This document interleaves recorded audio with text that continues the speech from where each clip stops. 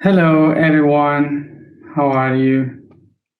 Good morning, good afternoon, good evening to all of you, and welcome to the day of the heart in the emotional week of Pisces. So let's talk about unconditionality, which is a term that for sure we all have used, but that we don't usually take in its whole aspect. So when we speak about unconditionality, and most of it related to the concept of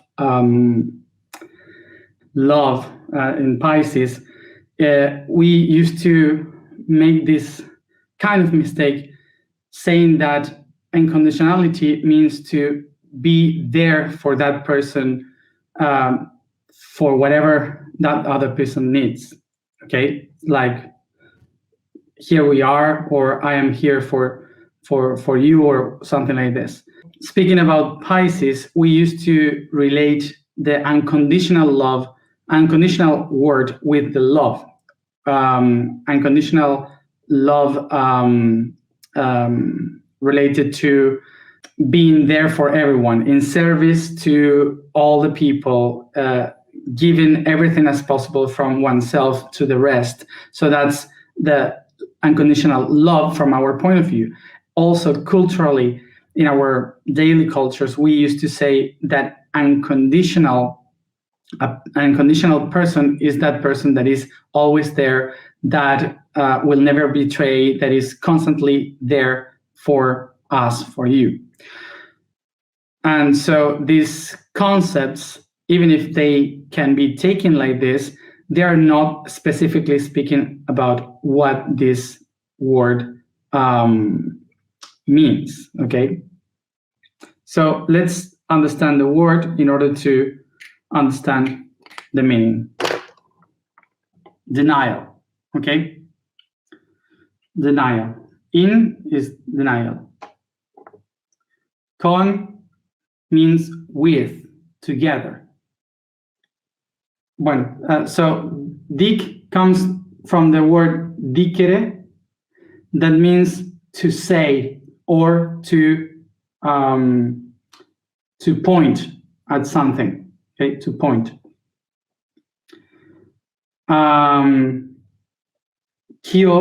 Kion or tion means action, and ality means an attribute, a quality.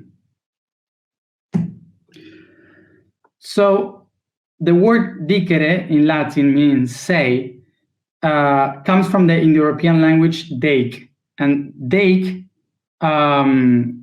means to point at, okay? So this, I was writing today in the blog explaining that that the ancient ones, they didn't use many words to speak. They just used a few words to speak. So they were mostly trying to explain what was happening in the environment. They were trying to point at the prey. They were trying to point at the fruit. They were trying to point at the path and notify that there is someone coming or something like this. So they would say to the others what was happening, and they were not using much words. They were just puntualizing what was happening and where to go, what to do. Okay, so this concept is the one that makes the word say to appear, which is to express the idea of pointing at things. But we started to speak about it. We started to puntualize things by talking. Okay, so that's why the word puntualize or to sign something is related to the word say, to say something. From this concept of the Latin, we have diction, okay? So diction means to point or to try to say something, to punctualize something, pointing at a concept, okay? Diction is the action of saying something. So then when we add con, which is with, what we are doing, like condition, in that word, what we are doing is that we are pointing at something, that we are speaking about something, but that we had to be, that there has to be consensus between the different parts. So we have a condition when many of us agree about what we are talking about. So we have a contradiction when the different parts doesn't agree in what we are speaking about. Here comes the moment when we all say that we agree in something, that this is what we had agreed, and we say we cannot change it because we already spoke that this is like this. So it kind of becomes like a contract, okay? Like a contract of the things. And that's how we transform the idea of speaking about something into a contract. And that's how we understand the concept of condition. So now we have conditions in the terms of what was spoken. The word condition, even if we today take it as a contract, kind of like an obligation that we have to do for sure, the origin really for the word condition is not something obligated. It's something that we all spoke about and we decide to do in that way. Now to understand the idea from where it comes now, a condition.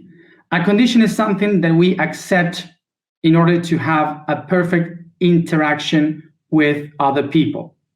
So we have a condition as human, we have a condition with our brothers and sisters, with mom and dad, with the family, with the partner, a couple. So we all agree terms in that relation. So that's a condition, something that we speak about. But what happened? That some of those conditions are also cultural.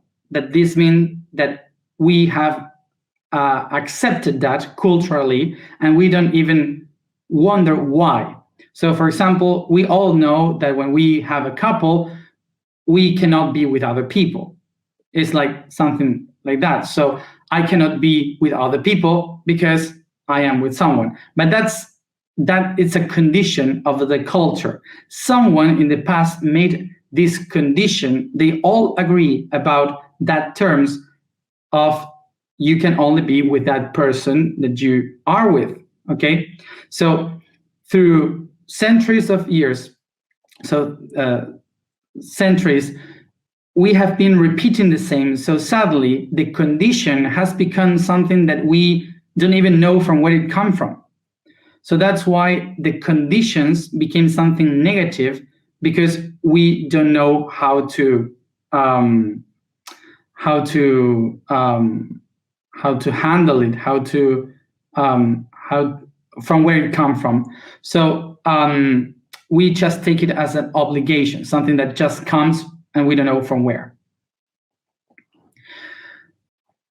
So because of this cultural idea of the conditions, we start to have in our mind the idea that conditions are limiting us, that they just limit constantly us. So we start we stop to take the conditions as agreements or pacts, agreements, common agreements or conscious pacts, and we start to take them as limited boundaries and conditions. So we start to look for unconditionality as a way to go beyond the limits, to move forward, to transcend these limitations. This is how we start to create the idea that if we have so many conditions, the way in which we can go out of this is through unconditionality. And how can we understand unconditionality? Well, when we see conditions as a limitation, so we think that the limitations bound us to certain people. So these people are with us connected because of those conditions.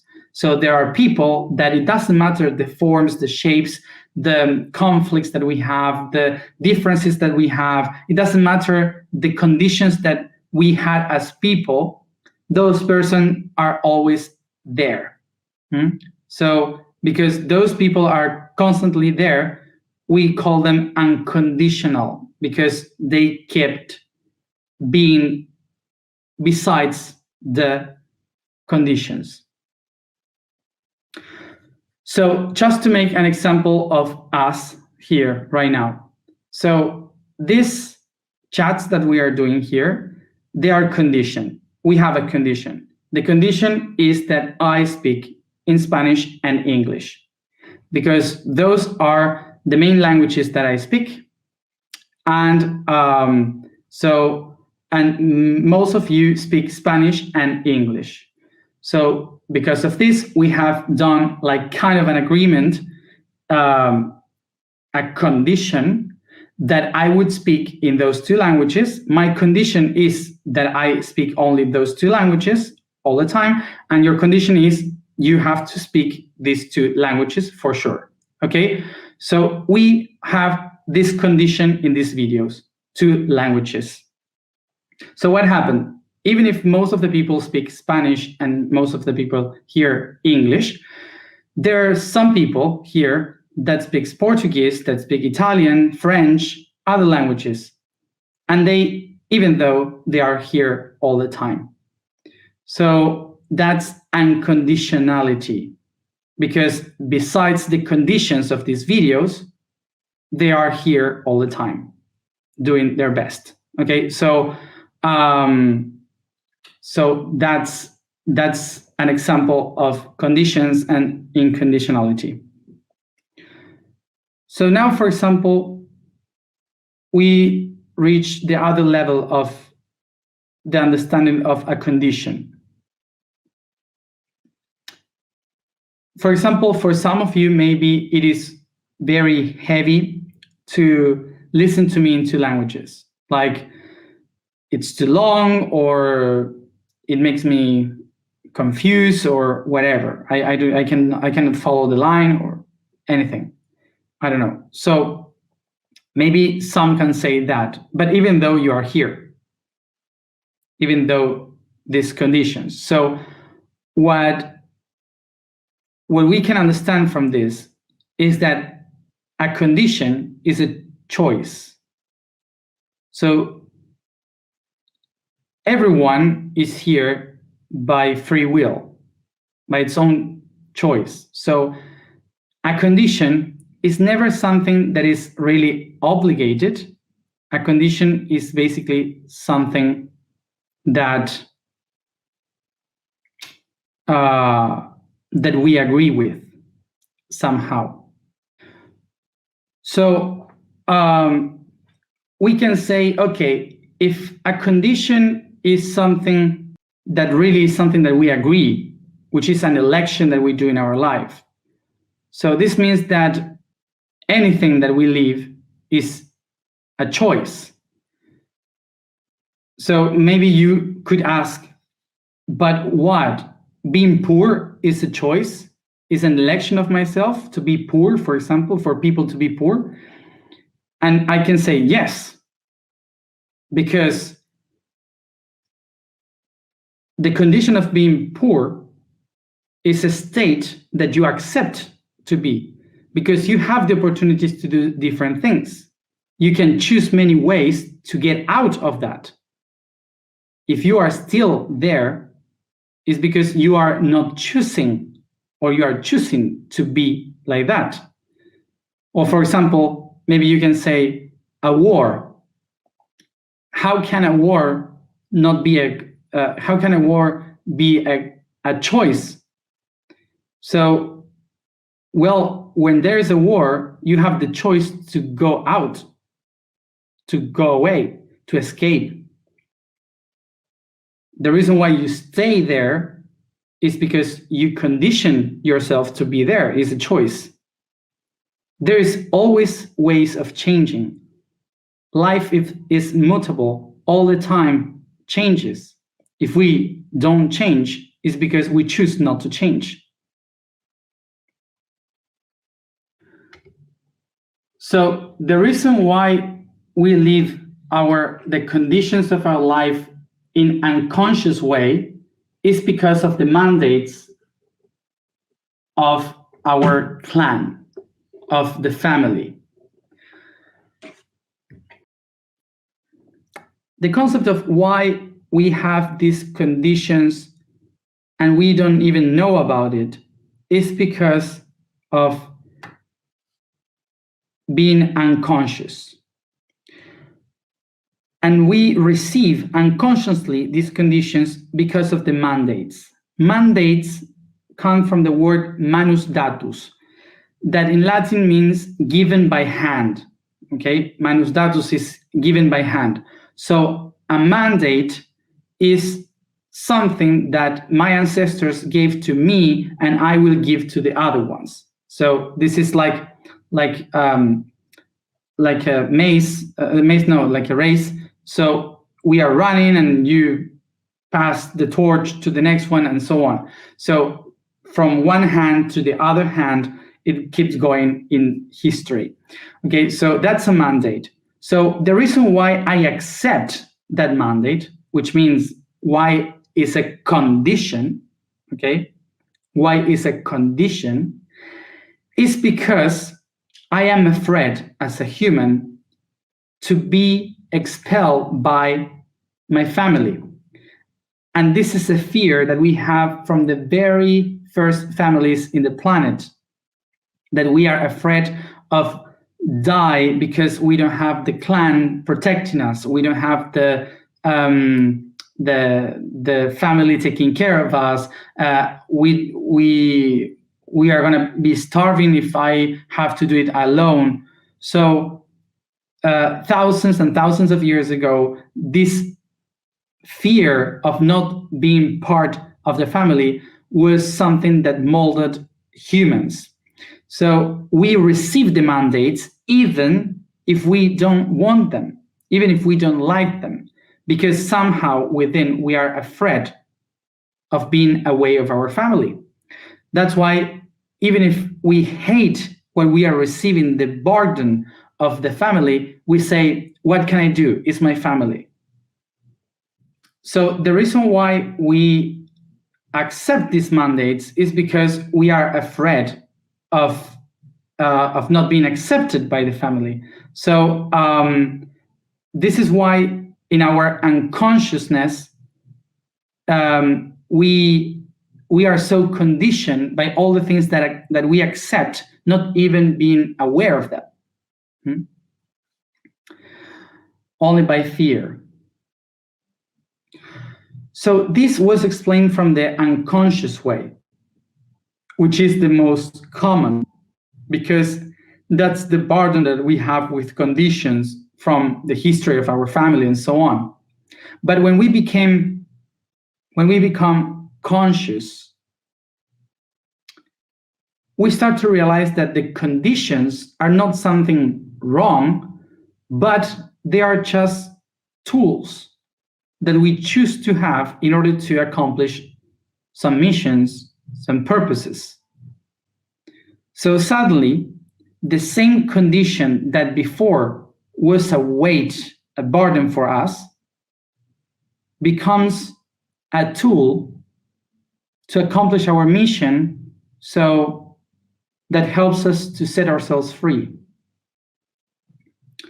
So I would use an example that I once did use also, so we can get this somehow. Imagine that that someone from our past gives us a hammer. So we receive the hammer by mandatus, which is given by a hand. A mandate was given to us, the hammer, and we take the hammer. Because it's a family, I have to accept it. It's natural. I received the hammer because even if I don't know what is that for, it's something that I will take because it's someone familiar. So I want to respect them. So I take the hammer, and the other one, so suddenly this hammer is like a weight for me. Okay, it's a burden. I don't know how to use it.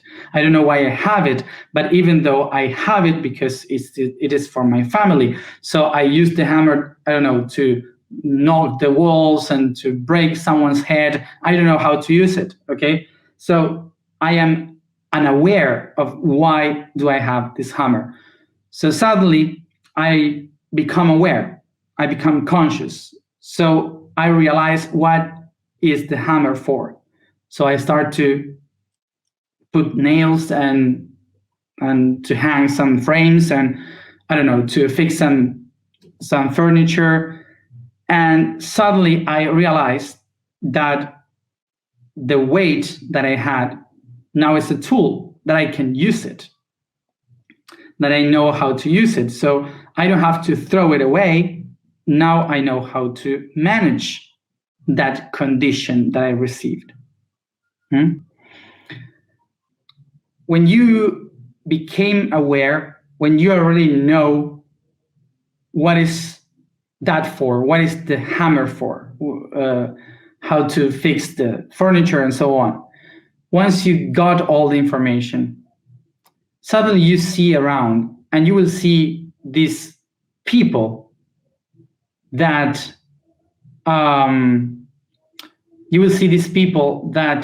are using also the hammer in different stages.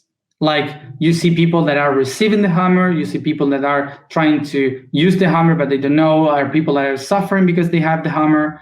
So you see all the stages that you have been through, and you can picture yourself in all these different stages of understanding the hammer and the tool that it was. So suddenly you have this option of realizing that all the people around are just trying to use the hammer. They are just trying to understand how to handle the hammer. So in that moment, when you understand that conditions are just the choices that you have done in order to understand the tool that you have, suddenly you will see that these conditions are not specifically things, but a process of the things. So you will see the different processes that you had to go through to understand the tool. So in that moment is when you become unconditional, because you go beyond the hammer itself, and you understand the process to understand the meaning of the hammer. So that's why you are unconditional with the people that are knocking someone's head because they are learning how to use it. So you don't blame them for what they do. You try to go with them and help them understand how to use it.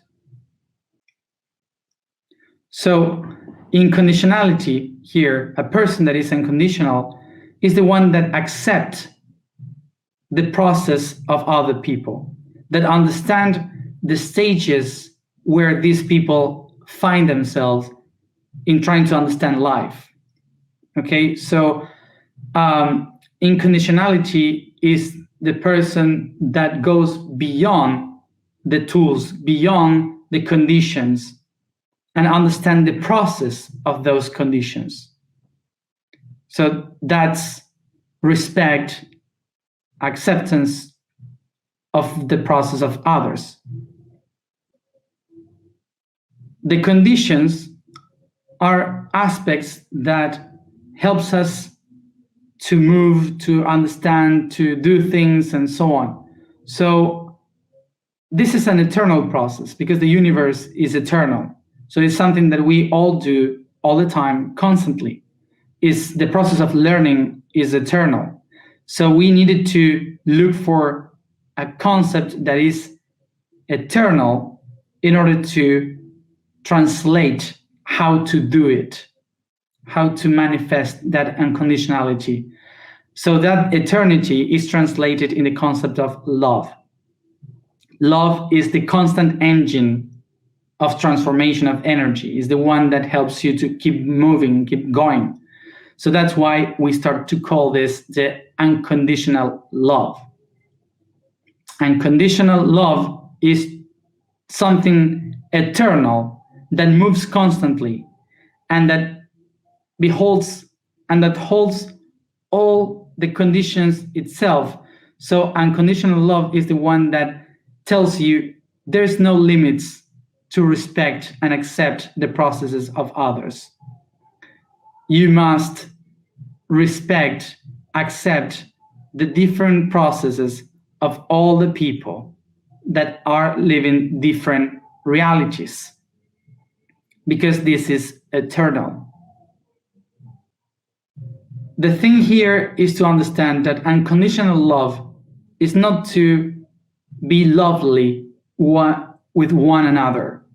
It's not to be warm and hugging each other. No, it's not that. To love unconditionally is to accept one another, to accept everyone as they are. First of all, we have to accept ourselves, and then we can accept the whole world.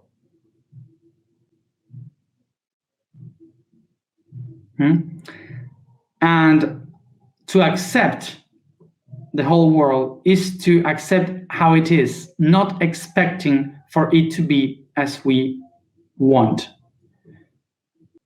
So to love unconditionally is not to say, I want for this world to be this beautiful or to be in peace or whatever. The person that is willing to think that the world can be better because today is a wrong place is not unconditional. That person lives through conditions because it's their own conditions. Their own conditions to things, the expectations. So in order to transcend that, we have to accept the world as it is. And we will transform the world as we accept ourselves and we change ourselves. I hope we can get the idea. So let's go to the information for today.